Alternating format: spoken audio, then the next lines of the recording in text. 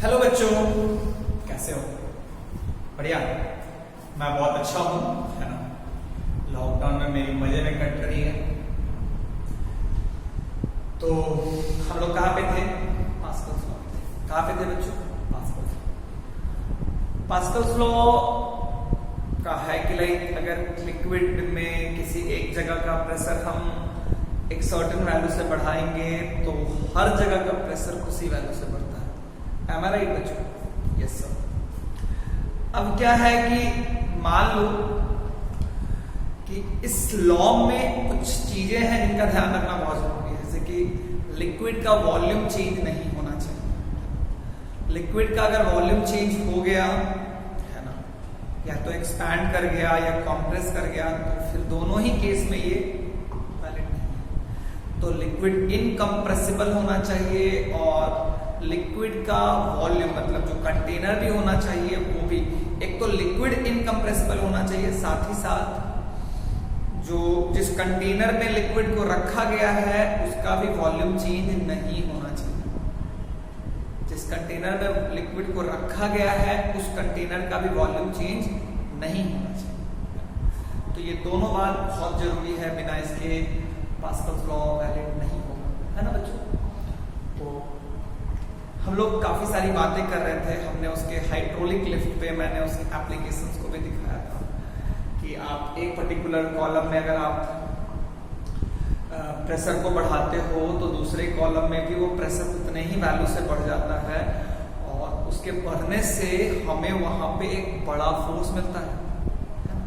क्योंकि प्रेशर जो होता है उसमें उस कॉलम का एरिया कितना है, मतलब जिस कॉलम में हमने फोर्स लगाया उसका एरिया छोटा था तो प्रेशर अचीव करने के लिए हमें एक छोटा सा फोर्स लगाना पड़ा। लेकिन उसके सेकंड कॉलम में भले ही एरिया बड़ा हो लेकिन प्रेशर तो उसी से बढ़ेगा। इससे क्या होता है कि उस जगह का प्रेशर बढ़ने से हमें एक बड़ा फोर्स मिलता है। वो बड़ा फोर्स हमारे लिए बड़ा उपयोगी होता है, जैसे कि उससे हम बड़े बड़े ट्रक को मैनेज कर सकते हैं, बड़े बड़े ट्रक को लिफ्ट कर सकते हैं, होल्ड करके रख सकते हैं। तो बहुत सुंदर, मतलब अगर आप नेचर को देखोगे ना तो नेचर ने जिस तरह से हमारे लिए चीजें बनाई हैं कि अगर हम नेचर को खूब अच्छे तरीके से जान रहे हैं तो हम अपना काम बहुत अच्छे तरीके से कर सकते हैं, है ना बच्चों। तो ये सब सारी बातें हैं। अब हम जो है क्या पढ़ने वाले हैं, आई विल बी गोइंग, मैं आपको उसके बारे में थोड़ा सा एक बार रिवाइज करा दूं और फिर क्वेश्चन कराते हैं ना, मजा आएगा। तो आइए, जैसे कि ये ऐसा था,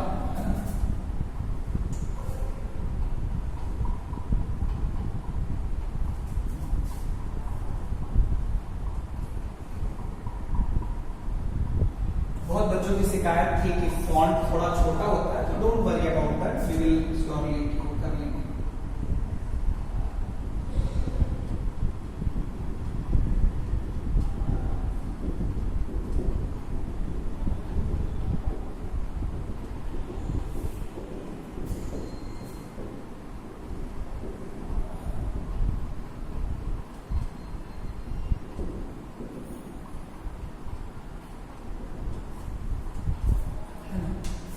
तो ये सिनेरियो है हमारा। तो देखो तो ये खूनी लाल लिक्विड जो है कैसा है बच्चा? खूनी लाल। तो जैसे कि मान लो कि हमने क्या किया, तुम चाहो तो यहाँ वैक्यूम भी मान सकते हो, तुम चाहो तो यहाँ पे वैक्यूम मानो या एटमॉस्फेरिक प्रेशर मानो, दोनों से हमारे लिए कोई ज्यादा फर्क नहीं पड़ता। तो मैं फिर से तुम्हें बताता हूं, मान लो मैंने यहां पे एटमॉस्फेरिक प्रेशर मान लिया,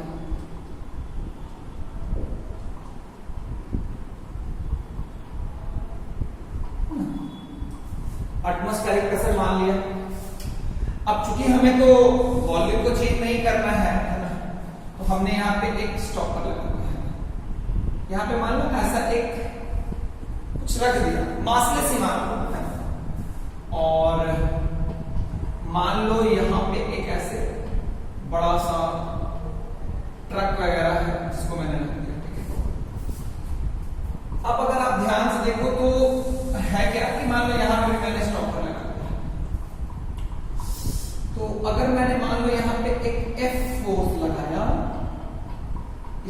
एरिया जो है वो A1 है, इसका एरिया जो है वो क्या है सर, इसका एरिया जो है सर वो A1 है और इसका एरिया जो है वो क्या है सर। अब अगर ध्यान से देखोगे तो पहले इस जगह, पहले जब मैंने फोर्स नहीं लगाया था, तो फोर्स नहीं लगाया था तो ये A और ये B, तो pressure at A equals to pressure at B equals to किसके बराबर था, F0।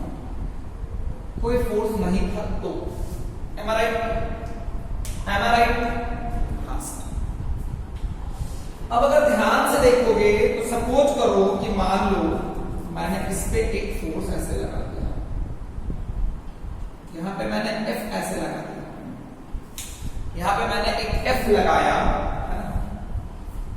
अगर मान लो मैंने यहां पे एक ऐसे F लगा दिया, तो अब प्रेशर एट A कितना हो जाएगा, पहले से P0 था, इस फोर्स की वजह से कितना प्रेशर है, F बाई, मान लो इसको F1 बाई A1, तो यहां का प्रेशर उतने से बढ़ा तो प्रेशर एट B भी कितना हो जाएगा, प्रेशर एट B भी कितना हो जाएगा, P0 plus F1 by A1, है ना, कोई दिक्कत नहीं है। अब इस जगह का प्रेशर बढ़ गया, प्रेशर बढ़ गया तो ये जो पार्ट है जो ऊपर में रखा हुआ है जिससे कि उसका वॉल्यूम नहीं बढ़ रहा है, इसमें चूंकि प्रेशर जो है नीचे है, तो अगर प्रेशर बढ़ गया, इस जगह का प्रेशर बढ़ गया तो इस पे क्या होगा, एक फोर्स जो ऊपर लग रहा था वो बढ़ जाएगा। वो कितना होगा बच्चा, वो कितना होगा बच्चा, pressure into B into A। तो प्रेशर एट B कितना हो गया बच्चा, P0 plus F by A1 into A2, P0 A2 plus P0 A2 plus, मतलब नीचे जो प्रेशर डेवलप हुआ, मतलब उस स्टॉपर के जस्ट नीचे जो प्रेशर बढ़ा, उससे स्टॉपर पे एक फोर्स बढ़ेगा। अब अगर हम ध्यान से देखेंगे तो फोर्स का वैल्यू ये होगा, पूछोगे डायरेक्शन कैसे लिख रहे, तो तुम खुद से पूछो कि वो फोर्स लगाएगा कौन, वो फोर्स तो लिक्विड लगाएगा उसको, क्योंकि स्टॉपर पे लगाने वाला कौन है फोर्स, वो लिक्विड लगाएगा। तो लिक्विड किधर पुश करेगा, लिक्विड क्या कभी पुल कर सकता है क्या, लिक्विड तो पुश करेगा किधर की ओर, लिक्विड नीचे है, स्टॉपर ऊपर है, तो ऊपर की तरफ पुश करेगा, इतना फोर्स लगा। अगर मैं स्टॉपर की बात करूं तो स्टॉपर पे एक फोर्स ऊपर की तरफ से भी लगेगा, क्योंकि अगर यहां पे एटमॉस्फेयर आपने लिया है, एटमॉस्फेयर अगर आपने लिया है, एटमॉस्फेयर अगर आपने लिया है, तो एटमॉस्फेयर ही स्टॉपर पे एटमॉस्फेयर कितना फोर्स लगेगा, P0 इंटू A2। अब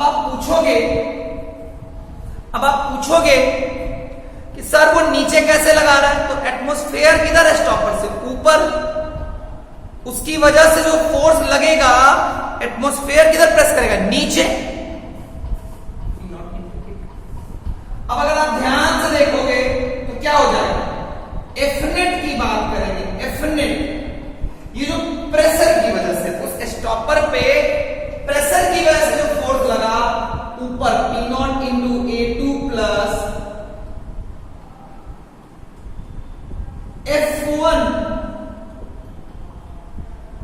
A2 by A1 minus P0 A2, यानी ये मेरे को एक गेन होता है, अगर वैक्यूम होता तो यहां पे भी पी नॉट जीरो होता, ये जीरो होता, ये पी नॉट अपनी ये भी जीरो हो जाता, ये भी जीरो हो जाता, तब भी कितना आता, तब भी कितना आता, तब भी जो नेट फोर्स आ रहा है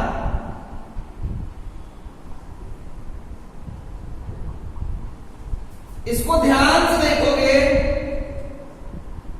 तो net force due to pressure, net force due to pressure, अगर वैक्यूम होता तो भी क्या यही वैल्यू आता नेट फोर्स का, वैक्यूम होता तो भी क्या यही वैल्यू होता नेट फोर्स का? हाँ सर, क्यों? देखो वैक्यूम होता तो ये पी नॉट जीरो हो जाता, ये जीरो तो ये भी जीरो, तो ये वाला भी तो जीरो हो जाएगा ना भाई, कि वैक्यूम होगा तो नीचे से पी नॉट घटेगा तो ऊपर से भी तो पी नॉट चला जाएगा, तो भी तो net force due to pressure will remain same, net force due to pressure will remain same. Am I correct? क्या कोई डाउट? नहीं। बड़ी खूबसूरत घटना है ये, प्रकृति ने बड़ी खूबसूरत घटना, मतलब लाइक उन्होंने जो हमारे लिए जितनी सारी चीजें छोड़ के गए, अगर मैं प्रकृति को एनालाइज देखूं तो ये इतनी खूबसूरत घटना है कि हम एक छोटा सा, मतलब ये एफनेट है, ये एफनेट जो है वो F1 into A2 by A1, ये A2 बाई A1 के रेशियो पे डिपेंड करेगा। अगर A2 बाई A1 का रेशियो 100 हो जाएगा तो मेरा एफनेट जो है ऊपर की तरफ, किधर की तरफ, ऊपर की तरफ कितने टाइम्स आएगा, कितने टाइम्स आएगा? तो 100 टाइम्स बढ़ जाएगा। मैं लगाऊंगा 1 पाऊंगा 100, मैं लगाऊंगा 10 पाऊंगा 1000, मैं लगाऊंगा 100 पाऊंगा 1 लाख। Am I clear? कोई प्रॉब्लम है? 10,000, सॉरी, नॉट 1 लाख। अब देखो इसका यूज कैसे है, इसका यूज अगर समझ में आएगा तो देखो, मान लो कि मैं यहां पे बोलूं कि एक ट्रक है जिसका मास है कितना, 100 केजी, 100 केजी मीन 1000 केजी, ठीक है। A2 का वैल्यू मान लो है 1 मीटर स्क्वायर या 10 मीटर स्क्वायर, A1 मान लो है 10 सेंटीमीटर स्क्वायर, 10 सेंटीमीटर स्क्वायर है। क्लियर है? क्वेश्चन आपसे ये पूछा गया है, मैं इसको मिटा देता हूं।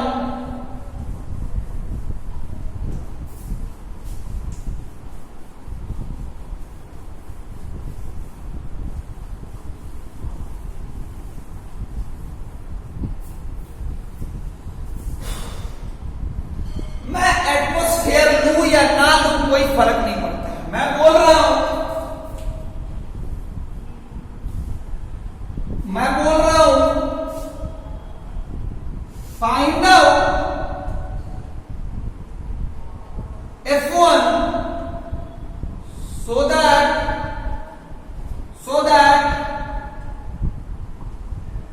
1000 kg can be kept at rest. 1000 kg. Find out F1 so that 1000 kg will be reproduced.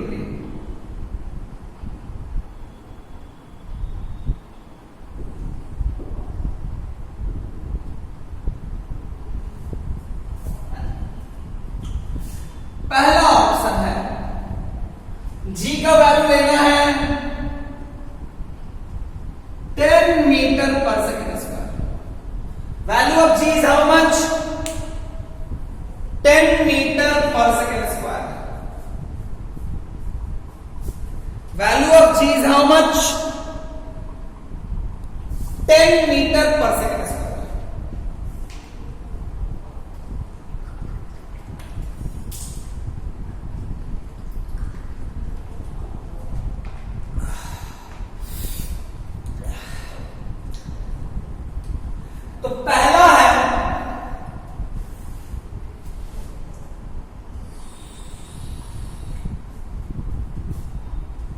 1 newton, दूसरा है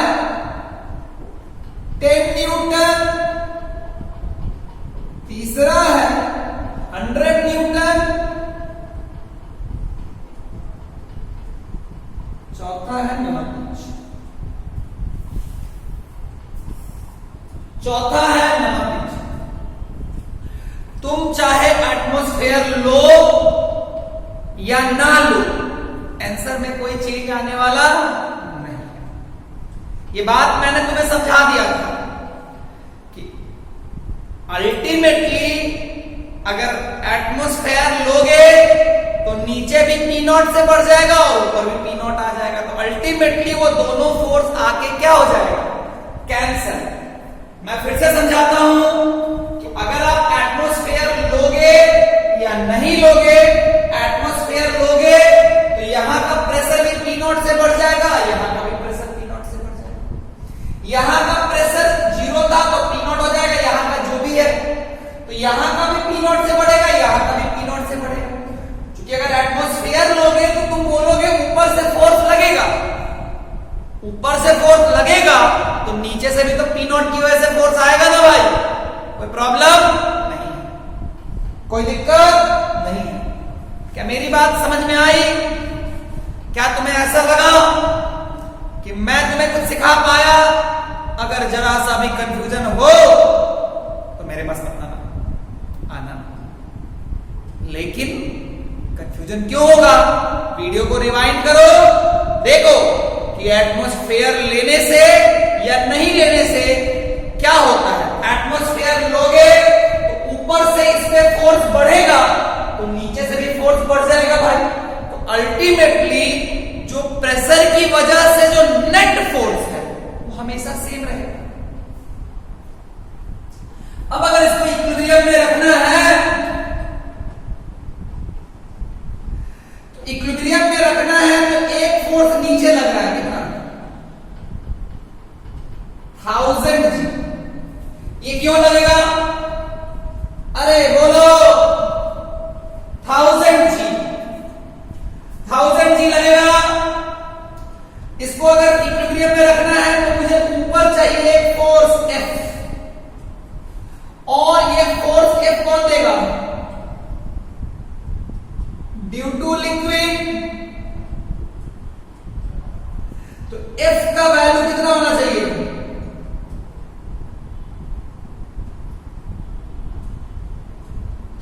10,000 Newton.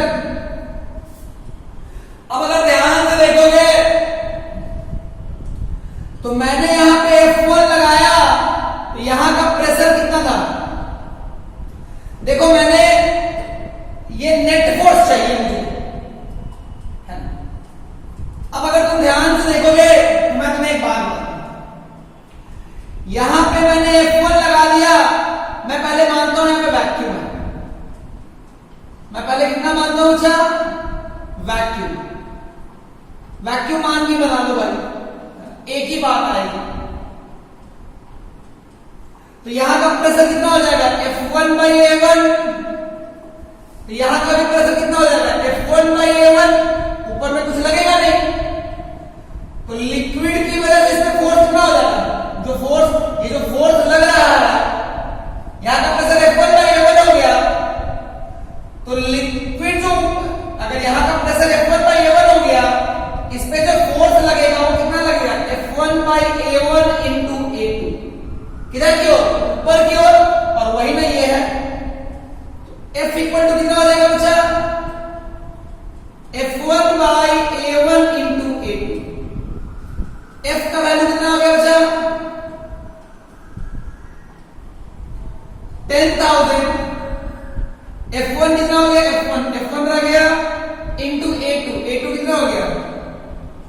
10 metre square by 10 centimetre square. तो ध्यान से देखोगे F1 हो गया 10,000 into 10 to the power -2 metre का होल स्क्वायर। 10,000 इंटू 1000, सॉरी 1/1000, 10,000, कितना आ गया 1 न्यूटन, कितना आ गया 1 न्यूटन। अगर मैं ऊपर में वैक्यूम मानूंगा F1 का वैल्यू कितना होगा 1 न्यूटन।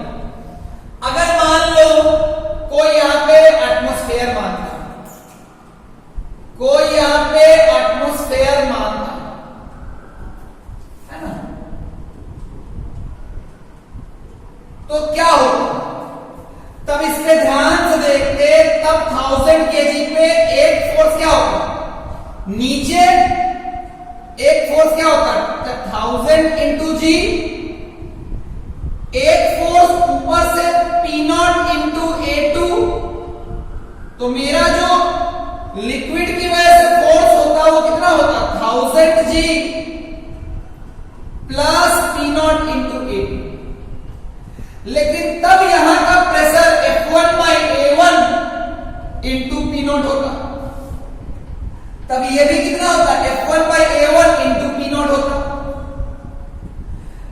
तब जो मेरा F होता, तब जो मेरा F जो लिक्विड की वजह से फोर्स होता F वो कितना होता F1 by A1 plus P0 into A2। तो ध्यान से देखो F1 by A1 into A2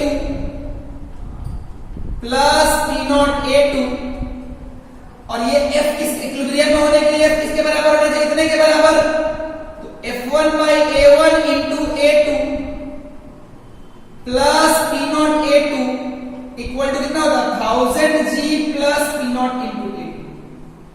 ये कट जाएगा, यहां से क्या आ जाएगा F1 का वैल्यू कितना निकल के आएगा, फिर से देखना, फिर से F1 by A1 into A2 क्या हो गया 1000 G। क्यों, क्योंकि ऊपर से बढ़ा तो लिक्विड की वजह से F भी क्या हो गया, ऊपर से P0 इंटू A2 बढ़ा तो लिक्विड की वजह से भी फोर्स कितने से बढ़ गया P0 इंटू A2, इसीलिए कोई फर्क पड़ता नहीं है। तो अगर कभी ये स्पेसिफाई कर दे कि एटमॉस्फेयर लेना है तो लेके बना लेना, अगर कभी नहीं बोले तो वैक्यूम मान के बना देना, है ना।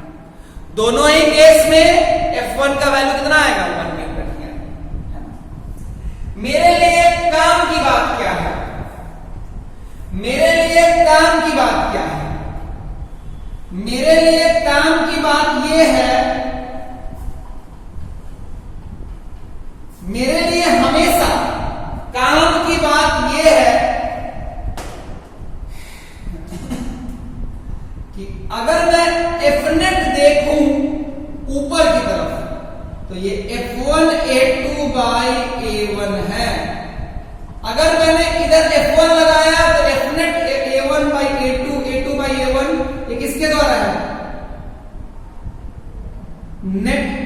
Net force due to pressure. Direction क्या अच्छा, वर्टिकली अपवर्ड। तो तुम समझ रहे हो ना कि यार 10,000 न्यूटन के ऑब्जेक्ट को 10,000 न्यूटन जिसका वेट हुआ उसको मैंने 1 न्यूटन से मैनेज कर दिया। ऑल्दो ये प्रैक्टिकली इतना नहीं हो पाता है, लेकिन तुम सोचो उधर ट्रक है, इधर सुई लेके उधर ट्रक बैलेंस हो रहा है, कितना मजा आएगा ना। लेकिन रियलिटी में लिक्विड की कॉम्प्रेसिबिलिटी एग्जैक्टली इनकम्प्रेसिबल होता नहीं है, तो हम लोग पूरा अचीव नहीं कर पाते हैं, बट फिर भी ऐसे लिक्विड्स बनाए गए हैं जिससे कि आसानी से मैनेज कर। तो सोचो इधर से उंगली दबा रहे हैं, उधर से ट्रक जंप कर रहा है, इधर 1 न्यूटन ज्यादा लगा दिए, 2 न्यूटन लगा दिए, तो ट्रक उधर क्या करेगा, जंप करेगा, मजा आएगा ना। सिंघम पार्ट 2 कौन हम लोग बनाएंगे ना, अरे बनाएंगे कि नहीं बनाएंगे, बनाएंगे। सिंघम पार्ट 2 में हम लोग ये दिखाएंगे 2, तो उधर ये मजा आएगा ना बच्चों। तो क्या बात है, क्या बात है, क्या बात है, आइए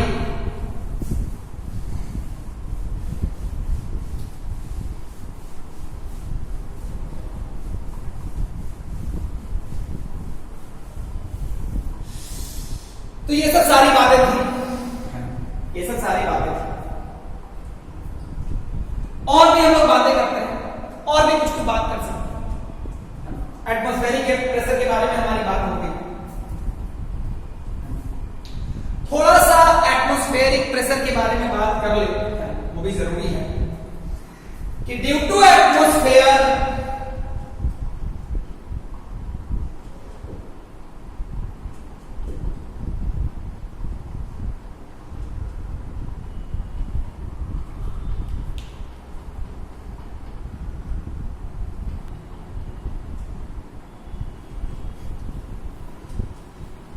एटमॉस्फेयर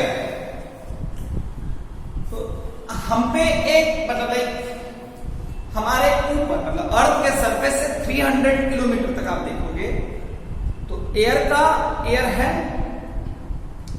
है। इस एयर की वजह से आप अगर चाहो तो मतलब बेसिकली एक फोर्स आप पे एक्सर्ट होता है, एक फोर्स आप पे एक्सर्ट होता है जिसको हम लोग क्या बोलते हैं बच्चा? Atmospheric pressure. तो pressure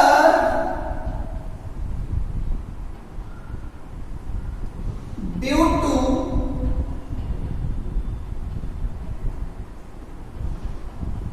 atmosphere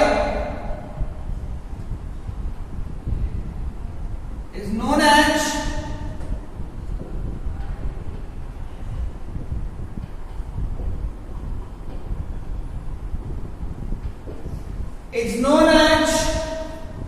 pressure due to atmosphere is known as atmospheric pressure. Pressure due to atmosphere is known as atmospheric pressure.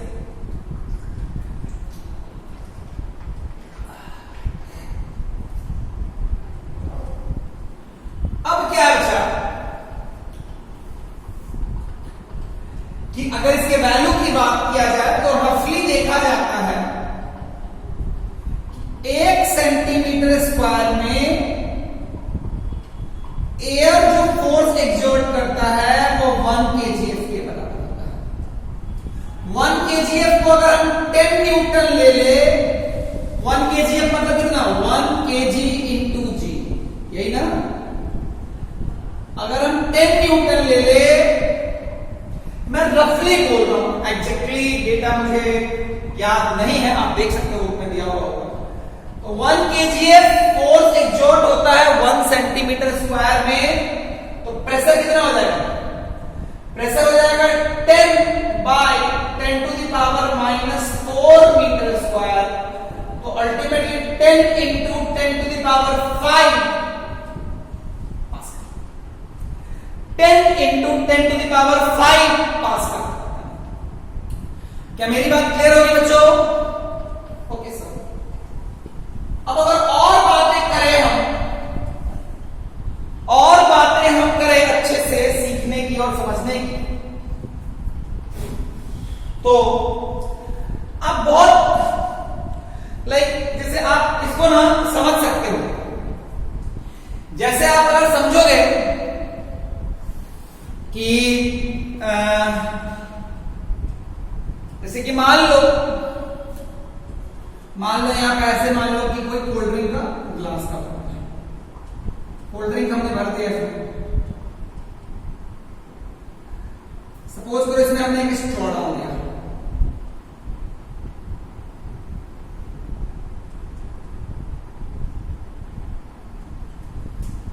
एक स्ट्रॉ डाल दो,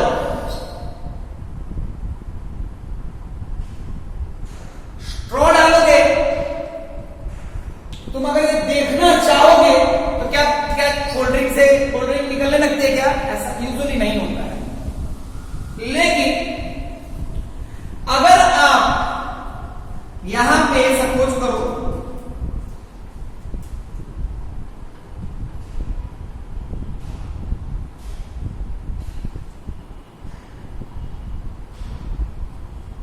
एक आदमी जो है वो मान लो अपना मुंह निकाल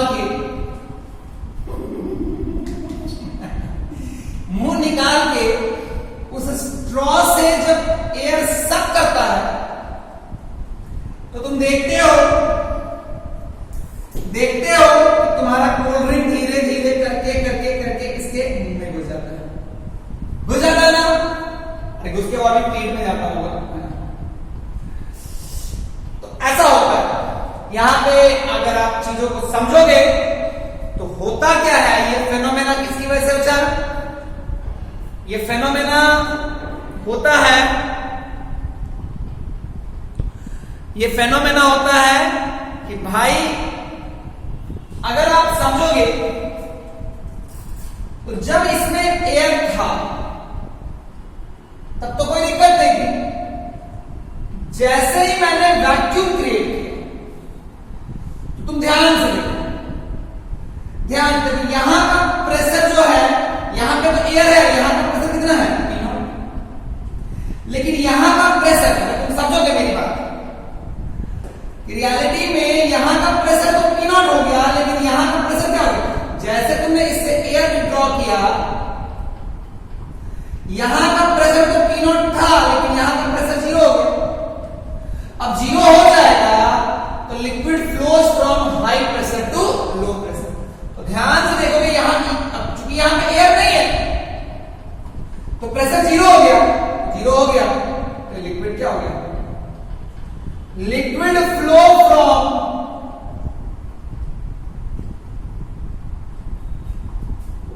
high pressure to low pressure, high pressure to low pressure. Liquid flow from high pressure to low pressure. कोई प्रॉब्लम नहीं है? क्लियर है क्या? कोई दिक्कत वाली बात?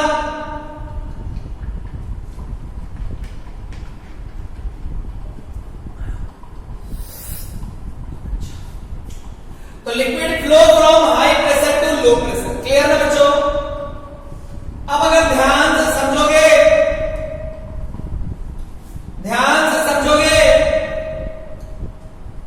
तो और भी एग्जांपल्स हैं। जैसे मान लो यहां पे लिक्विड है ना, अब मान लो एक सिरिंज ले लेते हैं।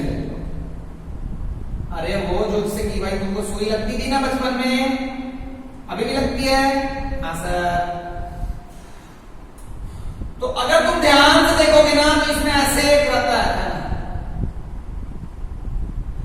जैसे आप इसको ना ऊपर की तरफ करते हो, इसमें तो एयर कुछ होता नहीं, तो जैसे ही आपने इसको ऊपर की तरफ खींचा, इसमें यहां का क्या है, पूरा का पूरा अल्टीमेट, जैसे कि क्या होता है कि अगर आप सिरिंज को ठीक से देखोगे तो उसको पहले पूरा ऐसे प्रेस कर देते हैं ताकि उससे पूरा एयर इवैक्यूएट कर जाए, पूरा एयर बाहर निकल जाए। अब उसको जब खींचते हैं तो उस पूरे एरिया में क्या होता है? उस पूरे एरिया में वैक्यूम होता है। लेकिन यहां पे एटमॉस्फेयर है, एटमॉस्फेयर है, तो यहां का प्रेशर 0, यहां का प्रेशर 0, यहां का P 0, यहां का प्रेशर कितना होता है? P not. तो liquid flow from high pressure to low pressure, liquid flow from high pressure to low pressure, इसीलिए वो। तो ऐसे बहुत जगह एग्जांपल्स आपको मिलेंगे। जैसे कि आप चाहो तो, जैसे आपने बचपन में गेम खेला होगा, ऐसा कोई कंटेनर होता था और ऐसे में उसको रखता था।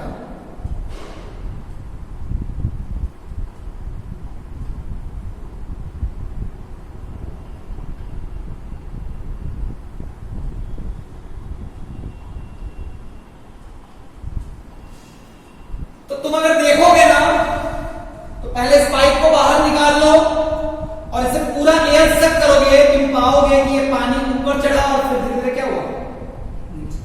क्योंकि ऊपर चढ़ गया, फिर ग्रेविटी की वजह से क्या आ गया? नीचे आ गया। तो ऊपर क्यों चढ़ा? क्योंकि इसमें एयर तो था नहीं, एयर था नहीं, तो जैसे मैंने इसको सक किया था, देखोगे कि लिक्विड क्या हो गया? क्योंकि यहाँ पे तो एटमॉस्फेयर है भाई, यहाँ पे एटमॉस्फेयर है, अगर यहाँ पे एटमॉस्फेयर है तो ये लिक्विड ऊपर चढ़ा। क्या मेरी बात समझ में आ रही है क्या? जब एयर था तब नहीं चढ़ता है, जब एयर था तब नहीं चढ़ता है। चढ़ता क्यों कब है? जब इससे पूरा का पूरा एयर आप हटा लेते हो। तो चूंकि यहां पे एटमॉस्फेरिक प्रेशर है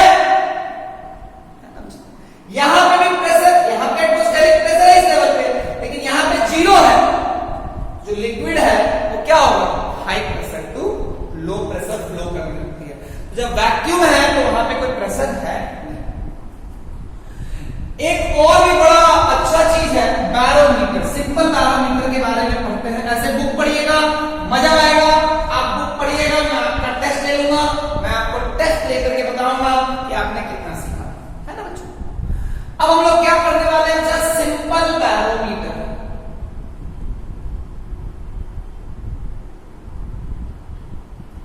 सिंपल बैरोमीटर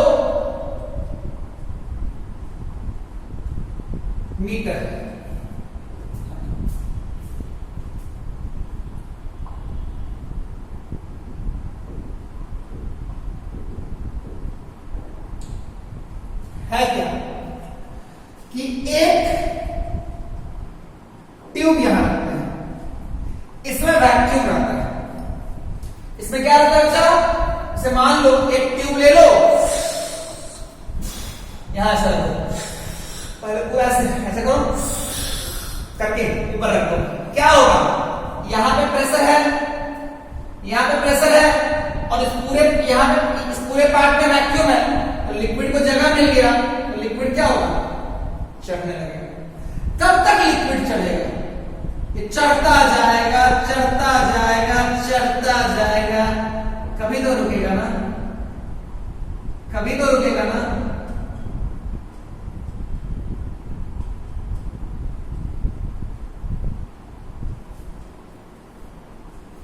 अरे कभी तो रुकेगा ना भाई। बिल्कुल चढ़ गया लिक्विड, फाइनली किसी समय इक्विलिब्रियम रीच किया। तो मान लो ये H हाइट लिक्विड चढ़ा, देखा ये गया कि यहां का प्रेशर कितना है बच्चा? P0। यहां पे भी देखो ये और ये सेम लिक्विड है, यहां और यहां सेम लिक्विड है, क्योंकि जैसे ही मैंने वैक्यूम करके छोड़ा था लिक्विड चढ़ा। एक समय आएगा जब इक्विलिब्रियम मेंटेन करेगा। मैंने मान लिया वो क्यों ऊपर चढ़ा वो समझ में आया क्या? अरे क्यों ऊपर चढ़ा वो समझ में आया क्या? बिल्कुल समझ में आना ही था। कैसे समझ में नहीं आएगा भाई? अरे सर आप इतनी बार तो भौंक चुके हो, इतनी बार भौंक लिए, बार बार आप भौंक रहे हो कि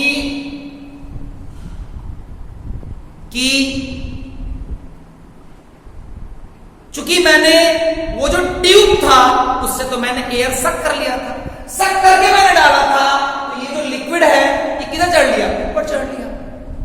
इतनी बार अगर आप भौंकोगे, हम लोग तो सर आप ही के बिरादरी के हैं, हमें समझ में आ जाएगा सर, ज्यादा बार मत भौंकिए, ऐसा ना बच्चा। बहुत बढ़िया। अब आप समझ चुके होंगे कि आपको मैंने किस बिरादरी का बोला और मैं भी किस बिरादरी का निकल गया। आप लोग के चक्कर में मैं आपकी बिरादरी का हो गया। बिरादरी मतलब होता है आप लोग जैसे हो वैसे ही मैं हो गया। आजकल मैं भी भौंक रहा हूं, एक ही चीज को 10 बार भौंकता हूं ताकि जो भी अगल बगल के लोग हैं वो जान जाएं कि कुछ कोई भौंक रहा है। अच्छा जी, तो ये ऊपर चढ़ा, चढ़ते गया, चढ़ते गया, चढ़ते गया, कभी तो रुकेगा, रुक गया। अब रुक गया। एक बात हमें पता था, क्या हमें पता था कि सर एक बात आपने हमें बताया था कि जब अगर दो जगह एक ही लिक्विड है और वो अगर वो इक्विलिब्रियम में है तो प्रेशर सेम होगा। तो यहां का प्रेशर कितना हो गया? P0। तो यहां का भी प्रेशर कितना होगा सर? P0। तो P0, और अगर मैं यहां का देखूं तो यहां का प्रेशर 0 हो गया, और ये अगर H हाइट लिक्विड है तो यहां का प्रेशर लिक्विड के टर्म्स में क्या लिखेंगे? Rho of liquid into G into H, rho of liquid into G into H, rho of liquid into G into H। तो रो ऑफ लिक्विड इनटू, यहां से आ रहा rho of liquid into G into H, और यहां का pressure P0 है, तो यहां का प्रेशर कितना होना चाहिए? P0। यहां का P0 तो यहां का P0, लेकिन लिक्विड के टर्म्स में क्या आ रहा है? यानी ये किसके बराबर होना चाहिए? P0 के बराबर होना चाहिए। तो rho of liquid into G into H equal to P0। Simple barometer है, you can calculate, you know, अगर आप बैरोमीटर यूज करोगे you can calculate H, you know G and you know कौन सा लिक्विड आपने यूज किया है, and that will be what? ये क्या हो गया? ये मेरा एटमॉस्फेरिक प्रेशर के बराबर हो गया।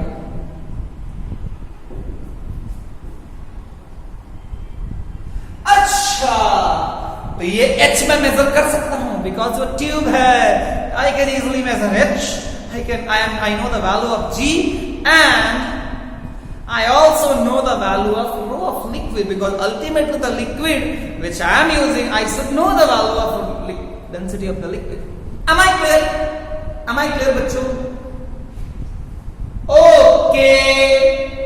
समझ में आया क्या? बिल्कुल सर, जबरदस्त सर, जिंदाबाद सर. समझ में आ गया सर? तो एक तो है ये निकाल सकते हो. और अगर मान लो कभी कदार ऐसा होता है कि तुमको H ना दे करके हम इनको P नॉट दे देंगे. एक इक्वेशन बन गया. H इक्वल टू क्या हो गया? P not by rho of liquid into G. यहां का प्रेशर जीरो क्यों हो? क्लियर है ना भाई? हाँ सर. कितनी बार भौंकोगे? ऊपर में कुछ था नहीं. ट्यूब जब डाले थे एयर सक करके नाम डाले थे. क्या आपको समझ में नहीं आ रहा इतनी बार? आपको समझ में आ गया. उसमें वैक्यूम था ना, इसीलिए वहां का प्रेशर क्या हो गया? जीरो. वहां का प्रेशर क्या हो गया? जीरो. क्या क्लियर हो गया? मैंने भौंक लिया. बिल्कुल सर. अब आप कितनी बार भौंकोगे? बहुत बढ़िया. अच्छा, आइए हम अगर पी नॉट की बात करें तो पी नॉट जो होता है, अगर हम इसको देखें तो अगर 10,000 मतलब 1 लाख ले लेते हैं, 10 to the power 5 पास्कल होता है. और जी को अगर हम 10 भी ले लें तो रो ऑफ लिक्विड कितना है? अरे रो ऑफ लिक्विड वाटर की डेंसिटी कितनी होती है? अच्छा, वाटर की डेंसिटी अगर हम लेते हैं 1000 kg, क्योंकि ये पास्कल है, ये अगर मीटर पर सेकंड, मैं एक अप्रोक्सीमेट डेटा निकाल रहा हूं. I am not finding exact data. Am I clear? Obviously sir. कितना बार आप बोलोगे सर? एक ही बात को बोल के हम लोग पका देते हो. ऐसा बोल रहे हो रे? कट गया ना? तो कितना अप्रोक्सीमेटली 10 मीटर. 10 मीटर. जीवन खराब हो जाएगा रे.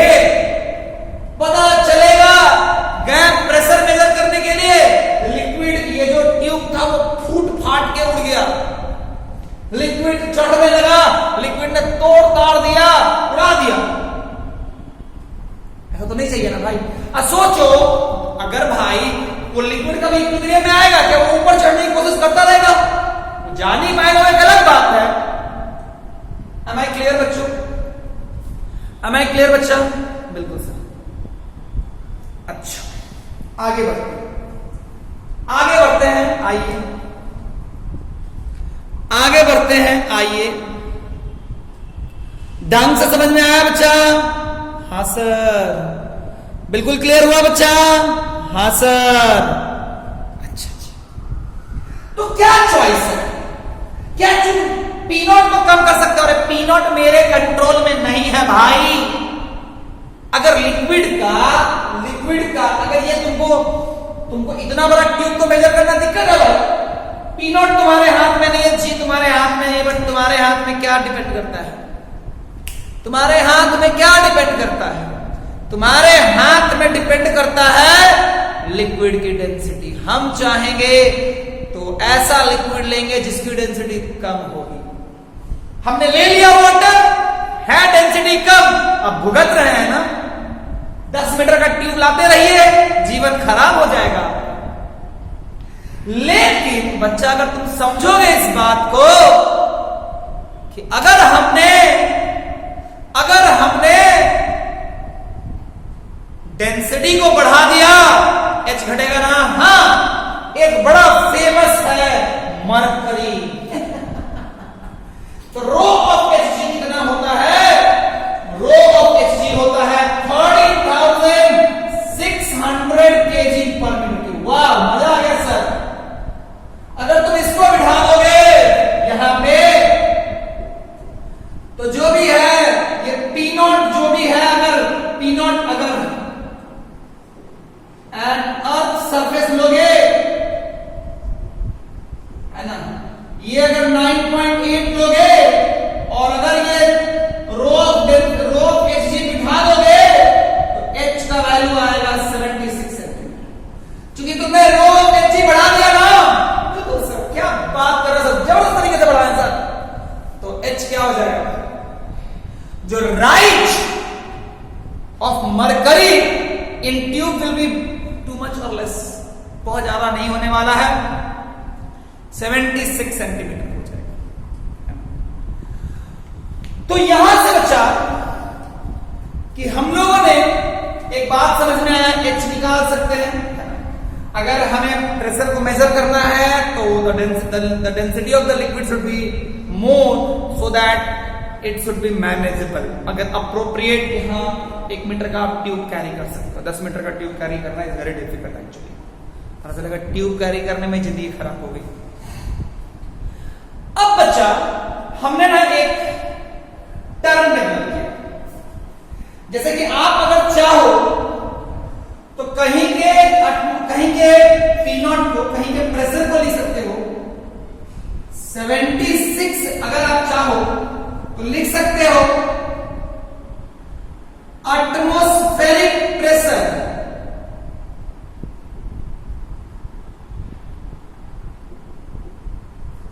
is equal to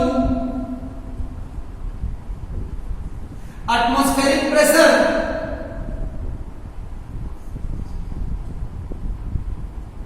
at earth surface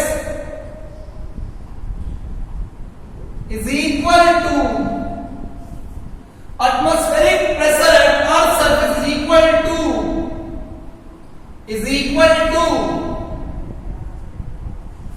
atmospheric pressure at earth surface is equal to 76 centimeter of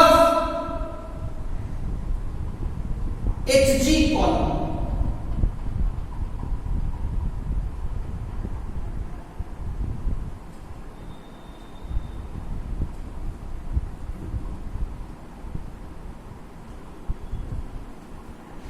है ना?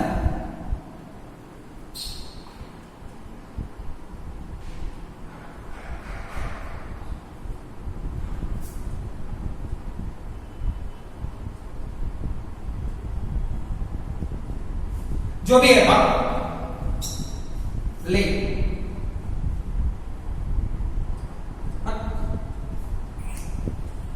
ओके, तो ये एक तरीका है प्रेशर के बारे में इंफॉर्मेशन देने का। तो अगर मान लो सिर्फ एटमॉस्फेरिक प्रेशर को ही नहीं, अगर कभी लिखा हुआ है, अगर कहीं लिखा हुआ है pressure at point P is equal to h centimeter of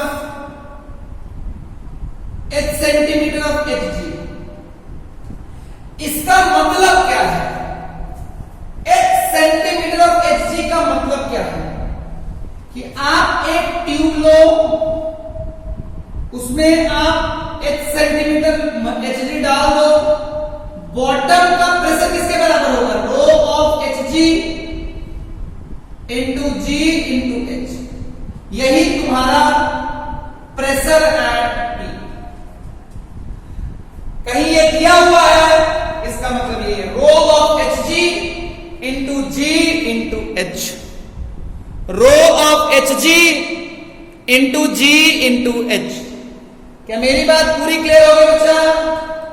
क्या ढंग से मेरी बात समझ में आई क्या? है ना? कोई प्रॉब्लम है क्या?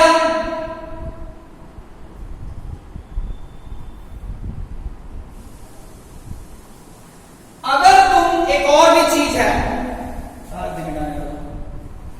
एक और भी चीज है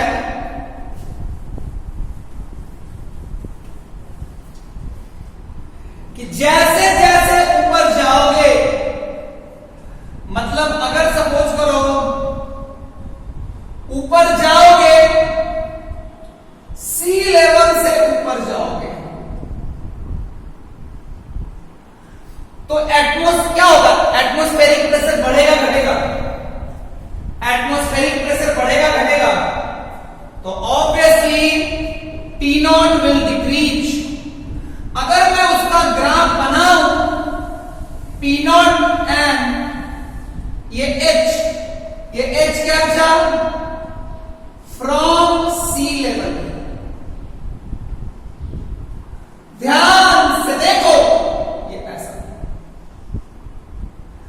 ये शुरू होता है नियरली 75 सेंटीमीटर से थोड़ा सा ऊपर से और ये ऐसा है।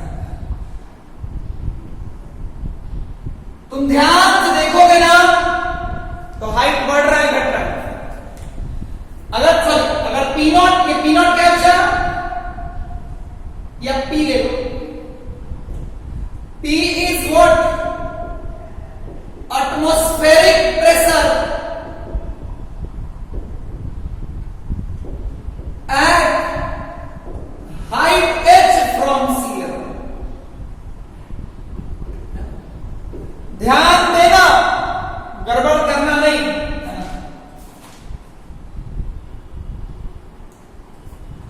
है ना। देखा जाता है कि 40 किलोमीटर जाते जाते तक एटमॉस्फेरिक प्रेशर जो होता है वो 0 हो जाता है ना। देखा जाता है जिस समय हाइट जो है वो 0 किलोमीटर होता है, उस समय 75 के अराउंड होता है, वो 75 76 है ना। 76 से थोड़ा सा शुरू होता है, 75 76 से शुरू होता है और वो एंड हो जाता है 40 किलोमीटर ज्यादा खत्म हो जाता है। ऑल्दो हमारा एयर जो है वो 300 किलोमीटर तक होता है ना, एटमॉस्फेयर 300 किलोमीटर तक। तो ये सब सारी बातें हैं। ऑलमोस्ट चैप्टर 1 चैप्टर 2 खत्म हो चुका है। चैप्टर 2 में कुछ न्यूमेरिकल्स बाकी हैं, तो उसके लिए हम अगले क्लास में मिलेंगे। उसके अगले क्लास में, उसी क्लास में एक बड़ा मजेदार चैप्टर शुरू होने वाला है, बायोएंसी। वो जीवन में आपको भी बहुत कुछ देगा और मुझे भी बड़ा तसल्ली मिलेगा क्योंकि मैं आपको बहुत कुछ दूंगा। तो खैर मिलते हैं अगले क्लास में कुछ नई चीजों के साथ। फिर बैठेंगे हम, आप और हमारा फिजिक्स में जो टॉपिक होगा वो बायोएंसी होगा। जैसे पढ़ाया है प्रेशर, समझिए, डाउट हो तो बेझिझक पूछिए, हम आपके साथ हैं। आज के लिए इतना ही, टाटा बाय।